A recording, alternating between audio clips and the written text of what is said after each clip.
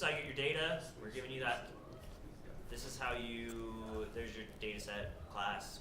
So that's not your priority, but everyone should know what these 2 blocks of code mean, right? Question. That data set doesn't exactly work with the URL as it's downloaded. It wants to have a subdirectory, basically. So Yeah, when so you go into that problem, for anyone who hasn't done that yet, basically yeah, you just put. you have to put it in a subdirectory. I will, yeah, I'll put that code in right here when we're done here, and then that'll solve that problem. Thanks. Okay, scroll up just a little bit there. Yeah. Okay, stupid Python maybe question, but dash norm space decay, is that supposed to be an underscore? Yeah, it's an error. Whoever put that in there, it wasn't me, but Yeah, when I ran it, I put underscores, so. yeah. Okay. That's a good question. Okay, any other questions? Both of those. Yeah, I'll fix that, and then Okay. I'll add that other code to make the subdirectory. Okay. Can I ask a question? So they had the reference implementation train for 8 hours on GTX and 70. Have any of the TAs ran this in Colab yet? I have. Do you mind posting your benchmarks for the Colab run in terms of timing? Yeah, sure. So mine takes like, if I use one critic step per generator step, it takes about half an hour of Epic. So 16, that's 8 hours. So make sure you do it early. Yeah, so you want to get on the server. You said I mean, 3 hours is okay. What? You said 2 to 3 hours, so it's okay. Yeah, and you can't Theoretically, train a theoretically. collab for that long without it going under, right? Like unless you're like wake up in the morning and decide to like pop in every hour and a half throughout the day. Well, I think it'll keep running. It's just like you need to be writing your results out. Yeah. You That's could what save it it to file, it's like every epic, Yeah. just save it to file. So that's And what, that's that- what I'm doing. I'm that'll just, like, keep it writing my alive? pictures out to my Google Drive. And that keeps it running. Yeah, Okay. I'm pretty sure. I mean, I've gotten results. So. Could you show us how to do the Google Drive saving pictures thing? Yeah, it's pretty easy, but yeah, we can do that. Or even like a little tutorial on Piazza for doing that, because that'll be good if we're doing training for several hours and Colab's gonna die halfway through. That's gonna be. I ain't got time to babysit this thing. Yeah. Another thing you can do is save your model every epic, and then you can reload your model from, prior. Yeah. I tried that too, but epic. sometimes it doesn't It's work. actually not terribly hard to do that in PyTorch. You can maybe post some code to do that, but that's kind of a nice thing if you can have Yeah. projects at a time while you train. Did you do that successfully? Me? Yeah. Not for this particular project. I've done it in the past though. Okay. Yeah, you can do that. You can save your model out to Google Drive, so it's an option. But then again, like if your model sucks, then it doesn't matter. You know? But when you do get a good model, you do want to save it. Yeah. All right. Any other questions about this? I'll just throw out as well, when it comes to like these long runtime sort of projects, it is possible to, like you could set up one set of hyperparameters, kick it off, duplicate the project, and then kick off the second run in Colab. It uses the same instance. It does use, what's that? It uses the same. Yeah, like, it'll use the same server. hardware, so both of your runtimes have to be using less than the total capacity of the GPU set. I tried doing that before as well, and it slows it down pretty Does it? considerably. Okay. You only allowed one. No, you're allowed to do as many as you want, but they'll use the same machine for all of them, and so Right. it like allocates your computation across 3. So it'll be training 3 in the time it would take to train 3, pretty much, because Yeah. it Slows it down. splits, it slows it down. Create a new Google account, log That's in what you there, do. copy and paste your code. There's the workaround. Got it. Distribute the distributes. All right. Get your So- girlfriend's Google account, get your mom's Google account, get your dad's Google account. There you go. Family We're not- full of programmers. We're not gonna talk about this. Most people just have Google accounts. Right? You guys can just wrestle with those shapes. Really, what I was talking about is a training loop. Okay, So here's we- part 2. But like, there's 3 different implementations. Are we trying to do like a combination of 3, or just like pick one and go for it? Pick one. I would probably just do this. That's what the TA's all done. They just use our implementation. So, yeah. But pick one like a ResNet or a DCGAN. When you do a ResNet, is that a simple addition of the layer, or is it a concatenation of the layer? So a ResNet, you are. Or you're passing them, do Yeah, you just add you- it or do you concatenate it? You'd Or- have to look that up. Either. That's okay, if you don't. Yeah, you I don't know off the that's top of my fine. head. But like, there are concatenations and additions. I know different places, Looks so, like an addition. yeah. So we can talk about that later, but. Okay, so yeah, what we wanna do is I wanna talk about the training loop. So in the paper, this paper is referenced at the top of the specs. Improved training of Wasserstein grant, okay, so they just click on that. And really, it goes through all this probability theory, which is cool, but not really, I don't understand it, so. Really, you just wanna like get this little chunk code, these steps, and that is what's useful. He said make sure that you include the gradient penalty. Is that one of these steps? Yes, we'll go through that. So we're just gonna we're gonna run through this. Together. Okay, we're gonna talk about each of these steps. You may write some pseudocode. So, okay, we have our hyperparameters up here, gradient penalty coefficient lambda, okay, the number of critic iterations per generation and critic, okay, so that means how many times we're gonna call the discriminator, like train the discriminator for every generator, okay. Batch size M hyperparameters, blah blah, okay. I think we use 42 for our batch size. That's what I use. That's what the chiefs use. So, okay, initial critic parameters W0 generator parameters theta. Okay, so when you see W, that means the critic parameters. Theta is the generator parameters. That'll help simplify things. Okay, while theta is not converged, that just means like do as many epochs as you want. So it looks like we got that already in our loop.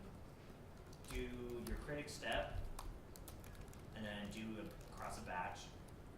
So PyTorch takes care of the batch, right? So we can get rid of this for loop. And even though we are gonna do it this way, we're gonna do it a little bit differently. We need to iterate through our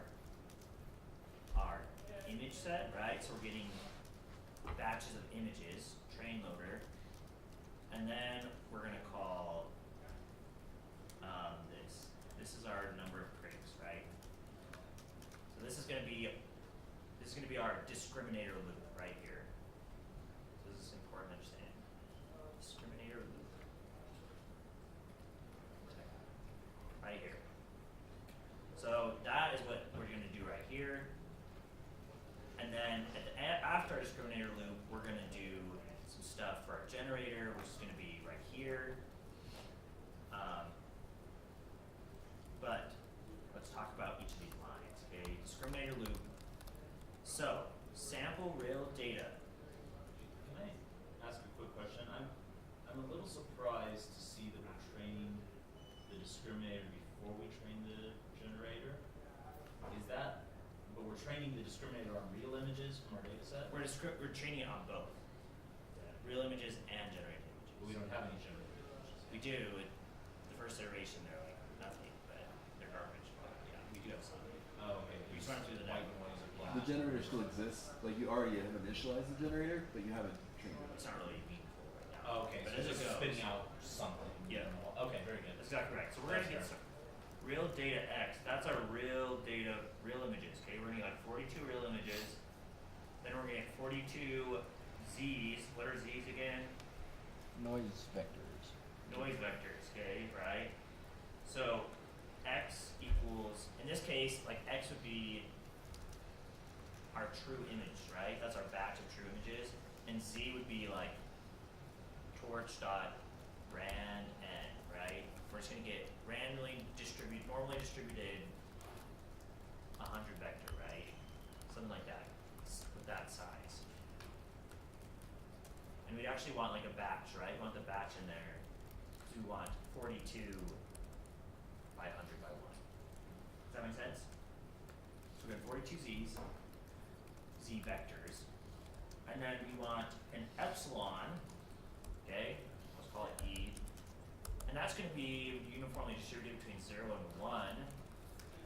We just do torch.rand. It's the same thing, right? And the size of that, we want one of those, it's one number for each batch image. So it's 42 by 1 by 1 by 1 or something like that. You gotta make sure that the dimensionality is correct so that it can interact with these other vectors. What is he? Sorry, where you say? So Z is our E. latent space vector. E is our like noise. Our little epsilon is gonna like twiddle our results. Does that make sense? It's a random number between 0 and 1. There's one for each image in our batch. So that would be batch. Your 42 is batch. 42 is our batch. So yeah, I'll put that as batch. Okay. So now we got those things. Okay, X twiddle. What is that? That is going to be our Z vectors ran through our generator. Whatever you call your generator model, right? So now we have X twiddle. What is that? What are the dimensions of that going to be? The output size, batch by output size. Batch, so it's batch 42 by, what's our output looking like of our With like generator? 178 by whatever it is. Yeah, right? 128 or 178, whatever you choose your picture size to be, 128 by 3. But it actually need to be 42 by 3 by 1. Does that make sense? So we have 42 generated images that just popped out of this generator. And they're all, and that's the size of the image. It's going to be 128. It depends on how you define. Oh, got it. So your it's stuff. just our height and width, Yeah, your height and width. or is it width and height? I don't know. If we look at the specs, you can resize it to whatever you want, right? The Got it. default's 128. Yeah. All right, so we got X twiddle. We understand what that is, right? Okay, now we get X hat.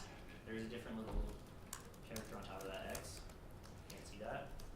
And that equals E times X, our true images, plus, oops, E times X plus, you guys could write this pretty easily, 1 minus E times X. Boom. Makes sense, right? And are those supposed to be element-wise Hammond products? Those are supposed to be element-wise, so this is supposed to be so we're supposed to end up with 42 images here. Yeah. I think that just does it in Torch, right? Yeah, Torch Yeah. will just take care of that. But like sometimes you want to do like a dot product, but you have to do that more specific. Yep, all element-wise. All right, and now we have our loss. Okay. Our L equals DW. What does that mean? Arthur's sister, right?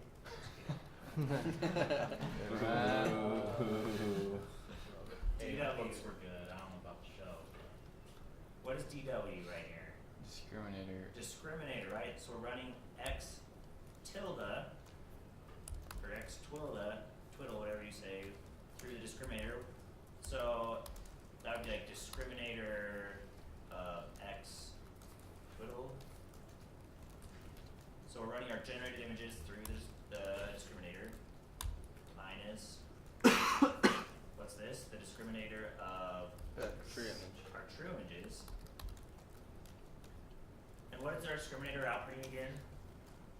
It's For each image, what should A we large get? number. It's Large just- number. it's just one Or scalar. it's just a number. Just a number. If it's good, it's a large number. If it's bad, it's a Bad, negative. small number. Wait, That's- small or negative? Well, it's A large small, medium, negative. Okay. Yeah. Depends on where you're at on the number. I didn't. Wait, I was gonna say I didn't know if this was like only positive numbers. Yeah, it's unbound. Unbounded. Okay, so then, but is this just gonna be 1 by 1 right here? No, it's gonna be 42 by 1, batch size, right? or We have our batch batch size. coming through, so we have one for each number, for each batch image. Alright, plus lambda, which is set. By the way, you need to rename Lambda because Python 3 won't let you It's override reserved. Lambda. Yep. So misspell lambda. Lambda You're the worst.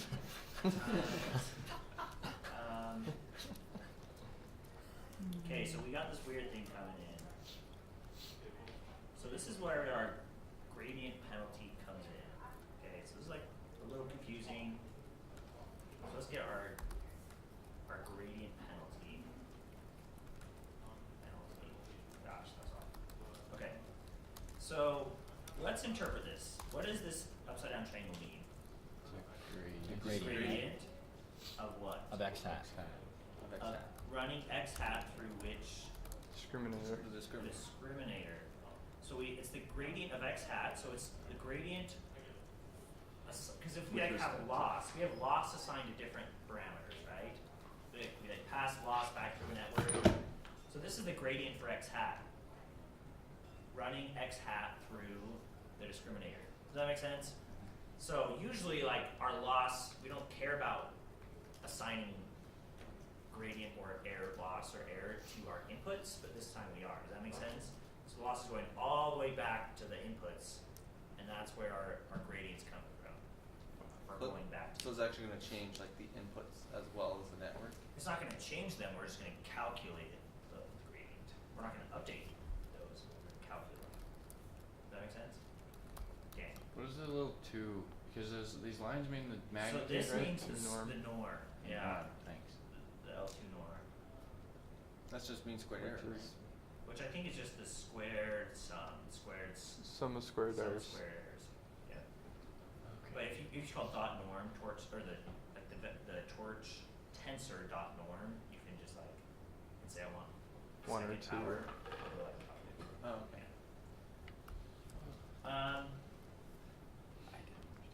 Does that make sense? So does that make sense what this is? We're passing our error all the way back through our discriminator to our inputs. And our inputs are this weird modified x hat. Okay? So if we wanted to get this, we could say, okay, I want gradient penalty equals, we're going to run our discriminator through with x hat. And then we're going to call, that's going to give us like 42 numbers, right? And we can call, well, and we're going to do like sum. We're going to get one number, and then we're going to call dot backwards. Does that make sense? Is that what dot backwards does? It sums it? No, we're summing it, and then we're passing it Oh, back. to the sorry. graph. And, that, Like at the and that's just calculating the gradient, right? Like that's just calculating the gradient. backwards is the gradient. And so what I did is I just said x hat equals Really autograd Yeah. dot variable x Really hat. know it. Mm-hmm. So the other TAs do this a different way, but I'm pretty sure this works, and this is a lot simpler than the way they did it. So We believe in you, Greg. if this doesn't work, I'll make sure I'll personally give you the right code. Okay. So How much of the right code? This much of the right code. This part. So we're gonna. So ask- wait, what are we doing with the X hat Like- autograd thing? Oh. yeah, I would love to understand a little bit more about what AutoGrad's doing and yeah, So- those two lines are a little bit confusing for me. Yeah, so so I'd what love this to is understand doing that. is it's saying like, hey, I want loss to be assigned to this guy.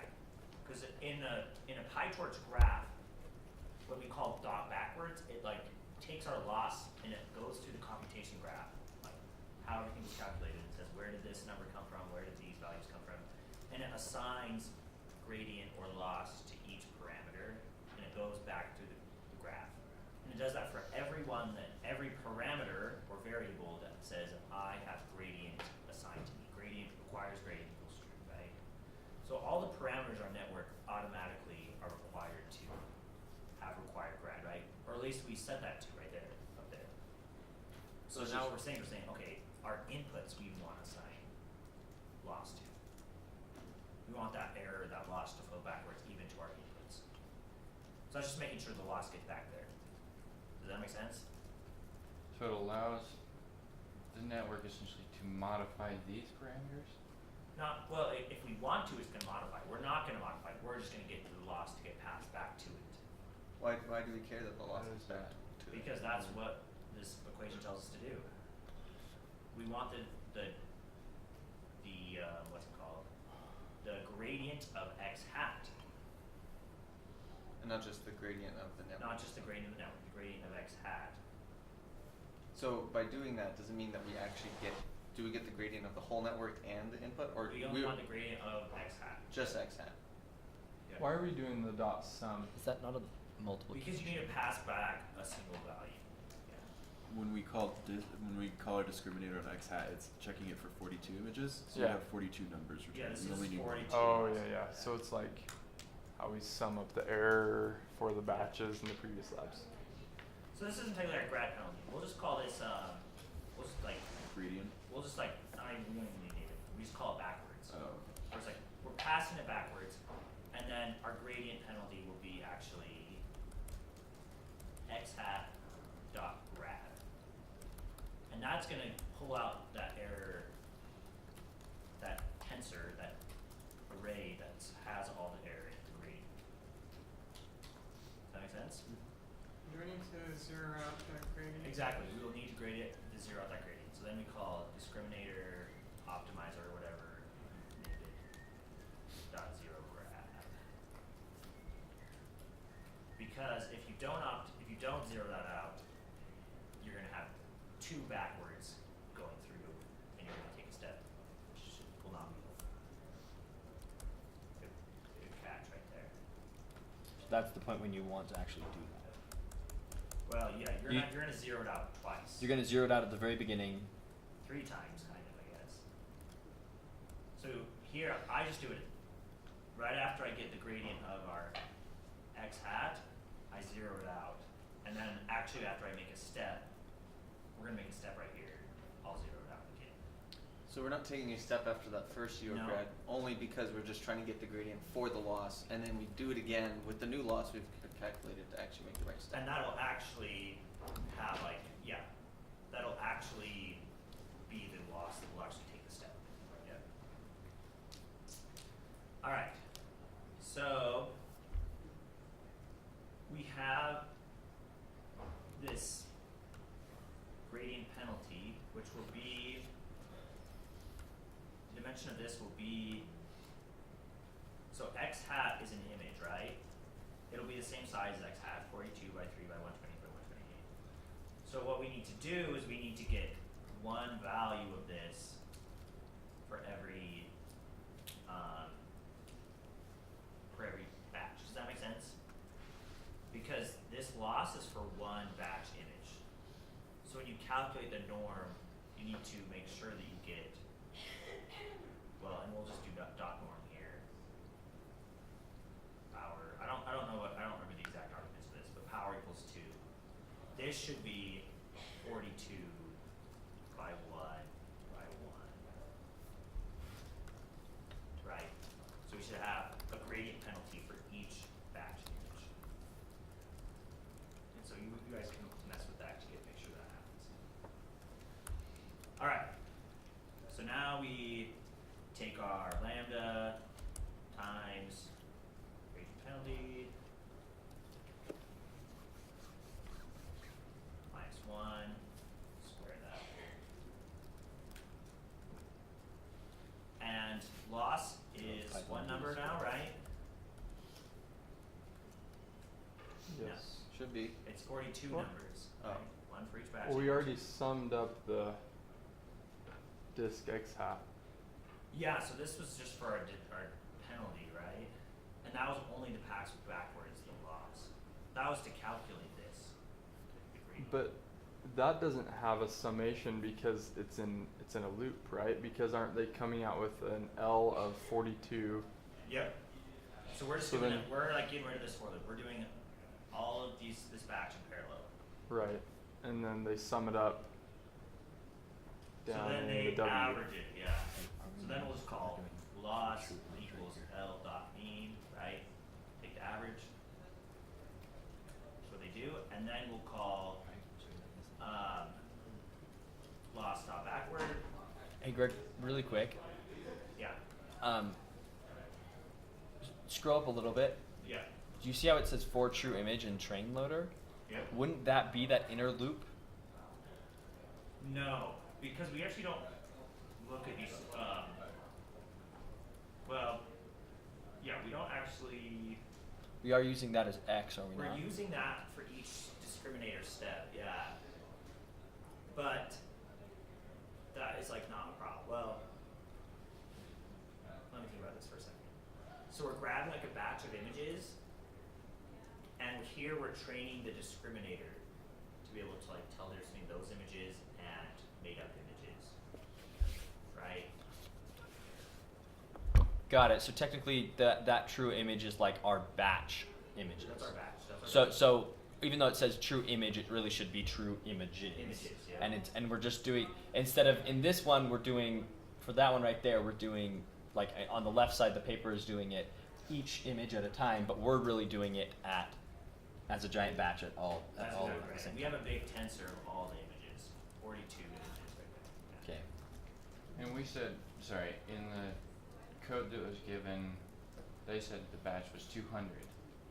So that's the batch we're talking about. Yeah. Yeah, Greg whatever decided your to batch use size is. 42. I've been using 42. Just making Yeah. sure. You He's can set it cool. to whatever you want. Still on the same page. Great, And thanks. so just the way you have it set up, then if we have like accreditators is greater than one, then it will go over the same images every time.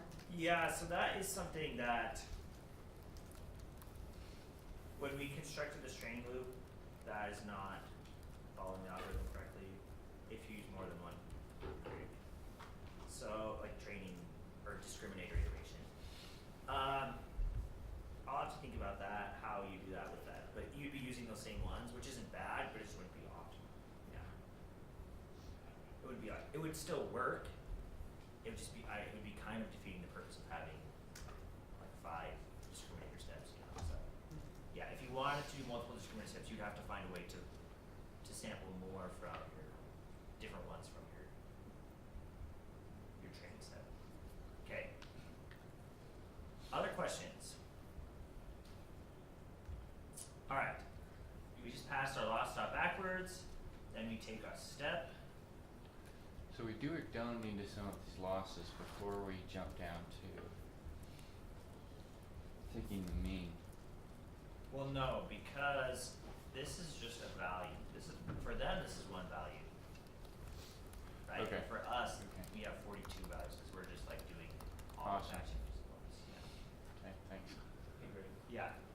Okay, if I take a picture of this. Oh yeah. Alright, very cool. I mean, I've been expecting us to follow along. Just so yeah. I have been, I just, don't trust my own notes. Okay. I mean, and I'm not gonna run this, so I can't guarantee like there might be That's some fine, exact just like layers. the idea. You might still want to just say, I'm sorry. But yeah, that's our discriminator loop. We just took a step and then we zero out the gradient. Any questions on that, Jack? Well- Hyperparameters plugged in beforehand. Yes. So like alpha and beta, those go when you define your atom optimizer. Yep. Because alpha is your learning rate, and these are like subvariables. Why do you zero the discriminators? Is it a memory thing? Well, it it's can just so only that next time we take a step, we don't have like The- multiple stuff backed up. Okay. So it's gradients fresh each backed time. up, yeah. So yeah, every time we call backwards, that's like taking that's setting up like our gradient inside of the optimizer, right? Yeah, because each tensor it has like the values, but it also has values for gradient. Yep. Does that make sense? So when we hit backwards, we get all of this stuff computed, and then when we say zero gradient, we basically wipe out the stuff that gradient that we computed. That's exactly right. Yeah. So then basically, when we do the backwards up above with x hat, we're going to get the gradient that we need to actually compute the loss function. But then when we actually want to use the loss function, we need to then, once we have that real loss, we need to call it backward, get the gradient, step, and then reset it again. Yeah. But that gradient isn't associated with a particular variable because you call disk x hat and backwards on x hat, And then it's but then you disk underscore optim 0 grad. So Right, because- what is the gradient associated with? That's really It's confusing. associated with every parameter in the network, right? Because you say this parameter contributed to the loss by like, if we change it in this way, it will help reduce the loss, right?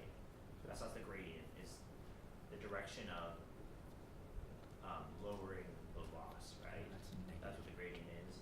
So So we're saying like, here's where the parameters, in what direction can we go to most decrease our loss? mhm. And so what we're doing is we're doing that in terms of x hat. We're saying, how can we change How can we x change hat x hat? in order to lower the loss? but the gradient that we're zeroing out is associated with that disk optim model class. It was, you know, it was passing back this loss, which is basically just like how much.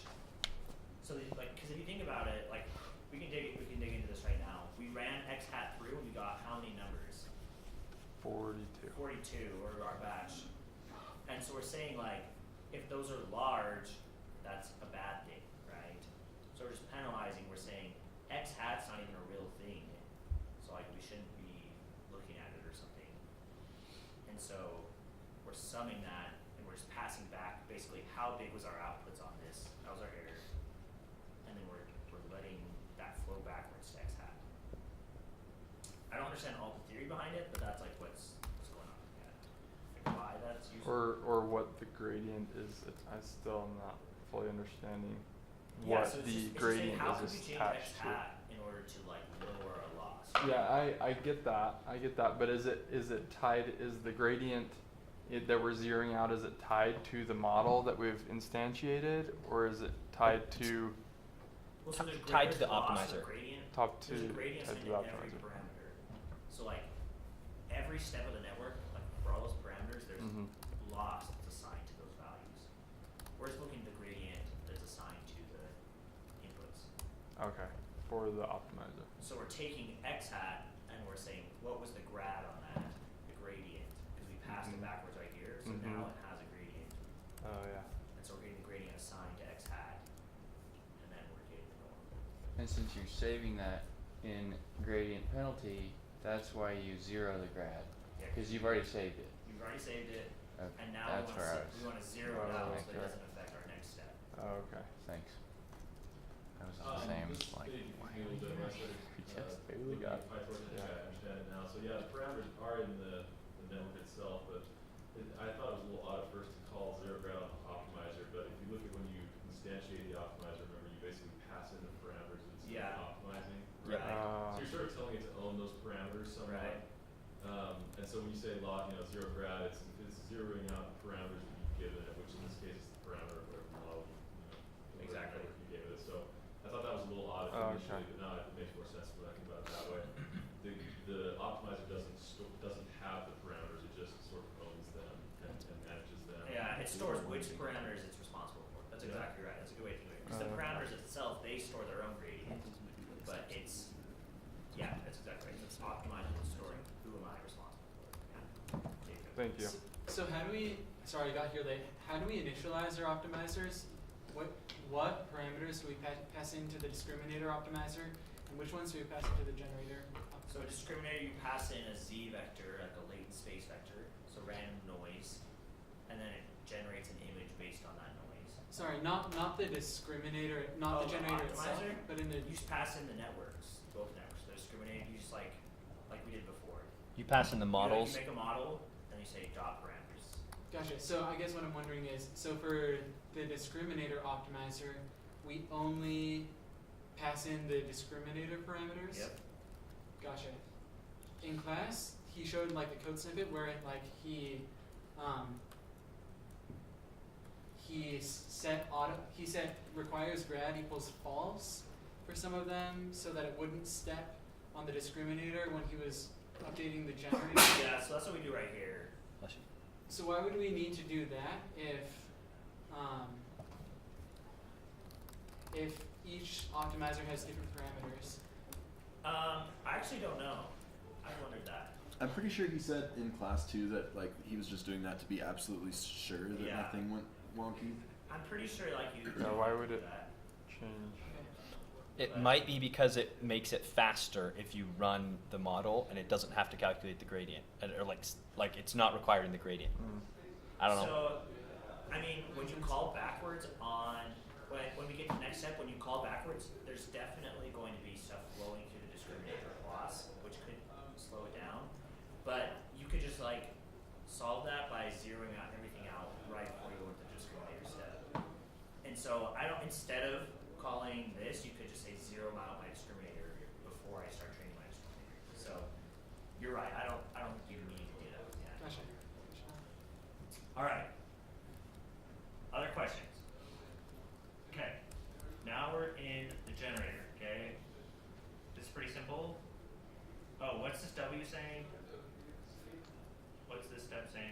Run the optimizer Call to the the optimizer with that. Take the Take a step, step. right? Yeah. So we're gonna do that. Okay.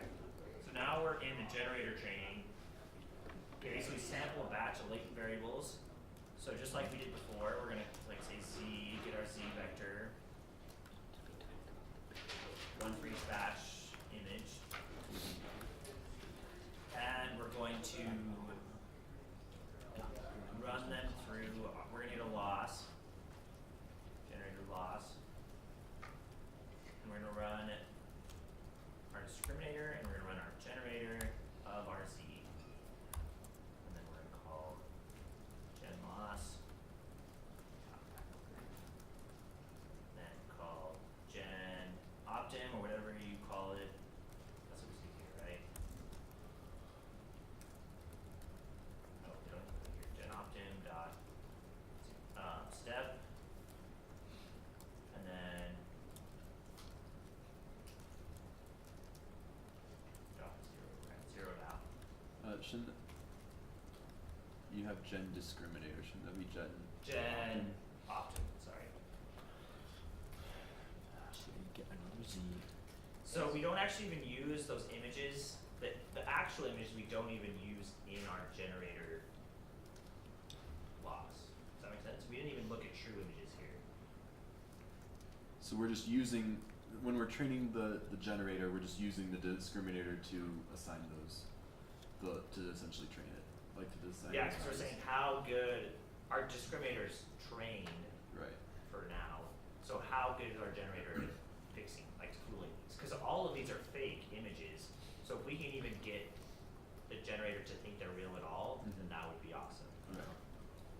Oh, and we need to add a minus sign here. So gen loss equals this. So maybe 1 times that. And don't we need to yeah. Yeah. Can I ask a concept, sorry, I was gonna say, Yeah. you have gen optim zero grad before and after. Do we need that, or is that just repeating the same amount? Yeah. They did it before. You can do it either way. Just make sure you do it Okay. in between. That's what I was gonna ask, cause I've noticed we're doing a lot of zero grads and it seems like that's. Yeah, so this one you for sure have to do. This one for sure this one conceptually is the one that you're not used to. But Basic- like the other ones, just make sure you do it in between steps. Like So- iteration. We definitely need to do discriminator, optimizer, zero grad Yeah. before calculating loss and after calculating loss before Right. moving on to the general or Yeah. the generator. Yeah. I think you could think about it kind of like every time you say backwards, you're basically priming like a magazine full of like of the losses or the gradients. And then when you say step, you're actually doing something meaningful with them. You're actually saying fire them. But then if you don't zero it out, which is like replace the magazine before you stick a new one in, then you're going to be firing both of them at this. Like you're going to be mixing both of them at the same Yeah. time. That's a good way to think of it. Whenever you after you call backwards in step, you should definitely be zeroing out. Even though we're looking at 2 different optimizers, that's still, there's still that Yep. rotation? Okay. Well, just because, yeah. As long as the optimizer you're about to step with, you zero grad before you say backwards, you're fine. Because Yeah. if you say backwards, you're loading stuff in to actually step with. But once you zero grad, you're saying, okay, throw away all the old stuff. Backwards, we just got our new stuff. Now we'll step forward with it. And so if you don't say zero grad, then you've got all that old stuff in it. And so when you say backwards, all of it's just going to get stumped on the top of it, and then it's going to be like that. Yeah. Can get some really weird results. I did that by accident in another lab. So So is that explaining why we zero the gradients twice there in the discriminator? Yes. It's the same because, concept. Like there's still gradient attached to all the parameters. And we did that just so we get gradient for this guy, the x hat Gotcha. gradient. Just to get the gradient penalty. But we don't want it for the Exactly. network. Gotcha. So we just zero it out. Because we actually need the gradient to do stuff with the loss before we actually step, right? So we have to call backwards, grab the gradient. Once we have it, then we can clear it out. Then we calculate the loss. Then we step backwards with the loss, and then we step again. Gotcha. That makes sense. Okay. So that is your network, and then maybe like at the end of each epic, print out like 2. Well, it's not your network. That's your training loop. At the end of each epic, I print out like a few images, see how it's can you scroll down just a little bit? So we aren't putting this one in a for loop for the generator, right? No. So, Okay. yeah, usually you have a number of critic steps for Cool. each one generator step. And in this case, we're recommended to use one. One So- critic or discriminator step. Okay. So like this for loop doesn't even like. If it's just one, then it's just gonna run once. Yeah. Okay. Cool.